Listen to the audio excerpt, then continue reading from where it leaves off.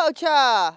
What is it? Hugelkultur is a practice primarily used in permaculture that essentially creates a living compost pile in your growing bed. The soil in this bed was really poor, so we decided to dig it all out and create a Hugelkultur bed. Hugelkultur beds are amazing for helping with water retention and preventing oversaturation. They hold on to nutrients, but also, incredibly, it raises the temperature of the soil. As the composting materials break down, raising those temperatures just a little bit so that you can plant seeds in the ground and plants in the ground earlier than you usually would. Delicious. So step one is line your bed or container with logs or large sticks. What these will do is rot down over time, turning into a sponge, holding on to water and nutrients, and also helping with drainage. So basically that times 20. Yeah!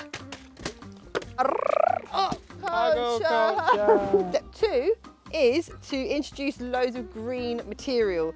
We've chosen nettles predominantly because they are really, really high in nutrients and nitrogen, plus they're in abundance here. Comfrey would be even better, but it's a bit too early in the season. So we've got a load of things like old chard leaves, nettle tops, and we're just going to chuck those in.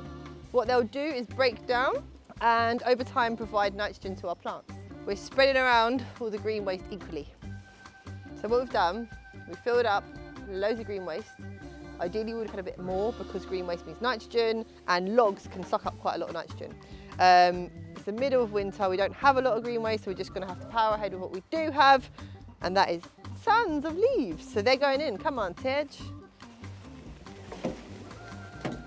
We've got another bucket of veg waste, which is higher in nitrogen than leaves. So essentially, you can put anything in here that will compost. So you can put whatever you have to hand. If you're a city grower, it might be loads of cardboard, kitchen waste, vegetable peelings, grass cuttings, snippings from the general garden, leaves that you've collected from your front porch. We just want to make sure we've got a good ratio, 2:1 carbon to nitrogen. So 2 parts carbon, 1 part nitrogen. Also I want to point out that I do this sometimes in containers. So if you don't have beds in your garden or you don't have a garden you're growing in containers, you can actually do this on a smaller scale in troughs or large pots by putting smaller sticks in and just a little less green and brown waste. Step 3, a load of half-baked compost from our own compost piles. If you have a compost pile at home, you can use this. It's often the stuff that you have to sieve. It's a bit claggy, it's full of sticks, but it's perfect to do the second from last layer of our Hugelkultur beds.